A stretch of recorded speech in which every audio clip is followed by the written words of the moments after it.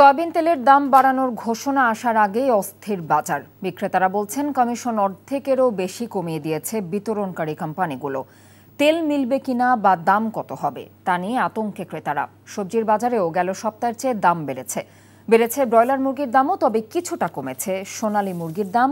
আর ডজনে 5 টাকা কমে 135 টাকায় বিক্রি হচ্ছে লাল ডিম। সেলিম মালিকের রিপোর্ট। আন্তর্জাতিক বাজারে গত জুলাই মাসে সয়াবিন তেলের দাম টন প্রতি $128 বেড়ে দাঁড়ায় প্রায় $1360।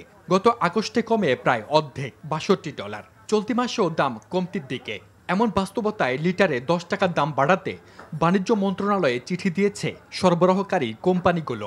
তাতে সরকার সাড়া না দিলেও বাজারে তৈরি হয়েছে অস্থিরতা। সরবরাহটা বলতে আমরা সরবরাহ তেল অজস্র সরবরাহ আছে, কিন্তু আপনার তেলের যে দাম আপনার জন্য আপনার যে 5 লিটার তেল যে আমরা ওদিনও কিনে এসেছি আপনার 880 টাকা ফ্রেশ তেল, কালকে কিন্তু এসে 90 টাকা। তেল কোম্পানিগুলা যেগুলো করছে আপনার আমাদের যে কমিশনটা আগের ওই কমিশনটা কমায় দিছে। ডিলার পয়েন্টে তেল নেই, বাট মার্কেটে কিছু তেল আছে। বেশ চড়া সবজির বাজার, বেশিরভাগই প্রায় 100 টাকা ছুঁই। বৃষ্টি বাদল হইতেছে তো তার জন্য একটু দাম বেশি, আমদানি কম, একটু দাম বাড়ছে। কিছুই দাম বেশি এবং সবকিছুই নাগালের বাইরে, সাধারণ মানুষের ক্রয় ক্ষমতার বাইরে চলে গেছে। সপ্তাহের ব্যবধানে ব্রয়লার মুরগিতে কেজিতে 10 টাকা বাড়লেও সোনালীতে কমেছে 20 টাকা। ব্রয়লার শুরুটা ছিল 170 টাকা, এখন হয়েছে 180।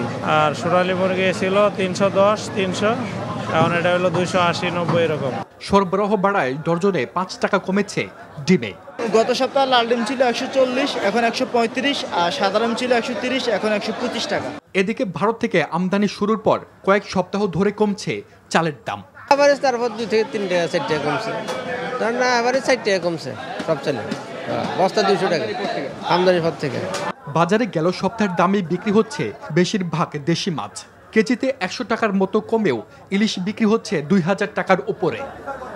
সেলিম মালিক, এনটিভি নিউজ, ঢাকা। বান্ডেল থাকলে প্রতি সেনমানিতে টাকা বাঁচবে। বিকাশ সেনমানি বান্ডেল কিনে জিতুন প্রতি লেনদেনে। ভাই বয়সটা কত ভাই? এই বয়সে কি আপনি জাউরামি করেন নাই?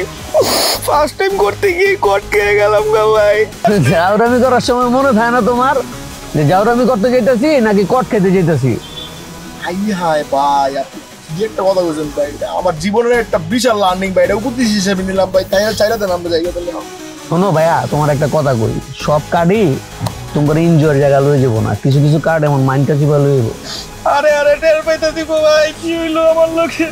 এই কি পাইলাম আমাকে দুইটা মোবাইল, আর মোবাইলে কত টাকা? 6000। এদিকে পুষবো রামগো?